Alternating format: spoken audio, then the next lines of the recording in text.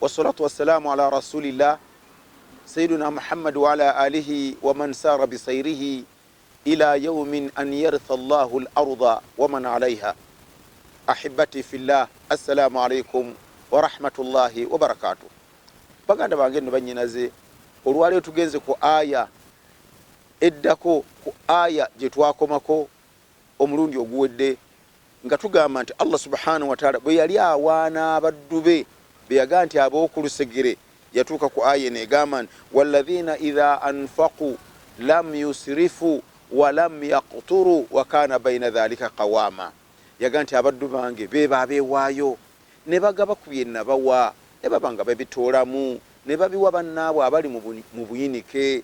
Muddu wa Mungu, muzaana wa Mungu, tunuulira ku byolina, tunuulire emabega kulya obubi. Kaziba engoye, oyinza okuba ng'olina ekkanzu 6 ng'eya munnonjulifu, kwatako emu ogimuwe, oba gomasi oba kiteeteeyi oba kibbo kya lumonde oba kibbo kya kasooli oba muceere, ku ebyo byonna byolina, oba kaashi. Allah subhanahu wa ta'ala yaga nti abaddu bange walladhina idha anfaqu, be babawaayo mu kkubo lyange ne bawaayo bannaabwe abali obubi, ne babanga tebemazeeko ate ne babanga tibakodowadde, ne babeera wakati awo n'ogaba ekisaanidde.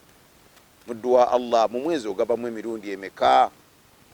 Muzaana wa Allah, mu mwaka ogabamu emirundi emeka?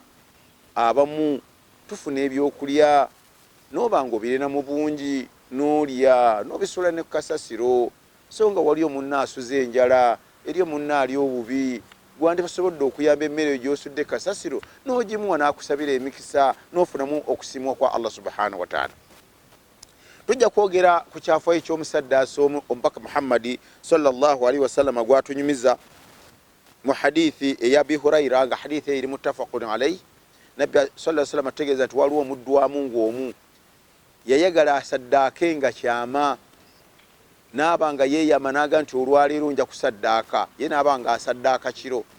Omulundi ogwasooka bambi bwe yasaddaakira omusajja nga mubbi, tiyamanya nti mpadde mubbi. Bugenda okukeera ku makya abantu ne bategeera saddaaka eyo, baga nti omusajja ono naye asobera. Mu kifo ky'okusaddaakira abantu balamu ate n'asaddaakira omubbi, omusajja ono amawole bwe gamutuukako n'aga nti Allahumma lakal hamdu fi ssariq, ayi Allah, amatendo gonna gago nze nasaddaakidde mu kitonde kyo nga sikimanyi nti omuntu oyo mubbi, naye gwe nanyini kumanya bwewawugudde riziki ate negenda mu mukono gw'omubbi, nze nagabye ku lulwo. Omulundi ogwokubiri n'addayo era neyeeyama n'asaddaaka, era kiro n'asaddaakira omukyala eyamuyita mu maaso. Aboogezi enkya ne bakeera nga baga nti omusajja ono luli yasaddaakira mubbi, ate olwaleera asaddaakidde malaaya n'ekolera gyange. Omusajja ono saddaaka ayonoona zaaki? Amawole ne gamutuukako n'aga nti Allahumma lakal hamdu ala zaniya, ayi Allah, amatendo gago okubeera nga nze nsaddaase ku lulwo gwendabye ng'ali mu bwetaavu, naye ate mbu riziki yakyamye negenda omukono gwabadde gwa mwenzi. Naye amatendo gago omulundi ogwokusatu era niyeeyama okusaddaaka, kwolwo ate yasaddaakira mugagga.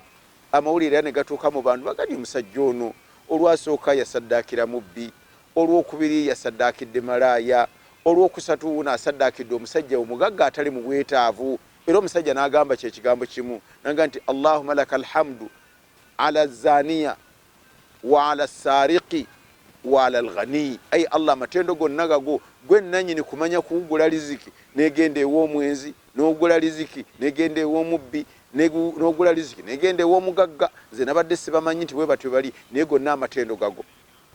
Wayita akabanga omusajja ono afuna message okuva wa malayika ng'amuga nti riziki zo zonna 3 zakkizibwa mu maaso ga Allah era zaazitowa. Gye wawa omubbi yeekuba mu mutima n'aga nti nange omubbi nsobola okufuna omuntu andowoozaako n'ansaddaakira, ekitegeeza ni bwendeko obubbi Mungu asobola okunsaddaakira, nimbaawo nindya nenywa, olw'ensonga eyo obubbi kambuleke, Allah waali ajja kungabirira. Oyo n'ava ku bubbi olwa riziki y'omusajja ono. Omwezi n'aga nti nze neekolera gyange, nange Katonda andowoozaako, nanfulira omuntu ansaddaakira, nange Katonda akyanjagala ku bikolobero byenkoze, ekitegeeza ni bwendekayo obwamalaaya, ni bwendekayo okwetunda, Allah asobola okungabirira. Lekoti kanvwe ku bwenzi, Allah ajja kungabirira. Omusajja omugagga n'aga nti ate nze ayinawo, ate nange ne bansaddaakira, ekitegeeza okusaddaaka kulungi, ekitegeeza nze obukodo nkola nsobi. Olaba nze omugagga Allah mpaddeyo omuntu wansaddaakira alinawo olwo abanaku abatalinaawo. Omusajja ono n'atandikiraawo okubeera nga niye asaddaakira banne. Allah subhanahu wa ta'ala n'abanga riziki ez'essatu zonna zaazitowa. Hadithi eyo ya Abi Huraira naye nga eri muttafaqun alayhi. Allah kyava atugeeza mu aya endala kwaba abawaayo abeewaayo ne basaddaaka yaga nti fawaqahumullahu sharra dhalika alyawmi. Allah yasiima riziki zaabwe n'abanga abataasizza. Mu aya eno waliwo ekyafaayo eky'abantu abasaddaakira abanaku ne basaddaakira mulekwa ne basaddaakira omusibe eyali mu safaari ne beerekereza ke baali nako ne bakamuwa ku lwa Allah. Allah n'amaliza ng'agamba fawaqahumullahu sharra dhalika alyawmi walaqahum nadratan wa surura. Mwanyinaze muganda wange tuna mwebyo ebitonotono byolabanga ebitonotono byolina otole mu kyotoola owe munno gwolabanga ali mu buyinike ali mu bwetaavu. Hadha wabillahi tawfiq. Wassalamu alaikum wa rahmatullahi wa barakatuh.